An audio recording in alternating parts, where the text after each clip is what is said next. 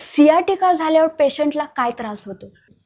Common जो आहे तो एक्सक्रोटिंग तीव्र त्रास जो कमरेच्या खालच्या भागापासून सुरू होतो, अगदी पाठीमागून मांडीच्या पाठीमागून पोटरीपर्यंत हा त्रास जाणवतो. काही काही लोकांना पायामध्ये सुन्नपणा, मुंग्या येणे, त्याला आम्ही पॅरास्थेशिया म्हणतो, किंवा असं सहन नाही होत अशा वेगळ्याच प्रकारचा त्रास होतो. हाही आपण सियाटिकाच्या पेनमध्ये इन्क्लूड करू शकतो. ओके. आणि डॉक्टर, रोजचं कंबर दुखणं, पाय दुखणं यामध्ये आणि सियाटिका यामध्ये काय फरक आहे?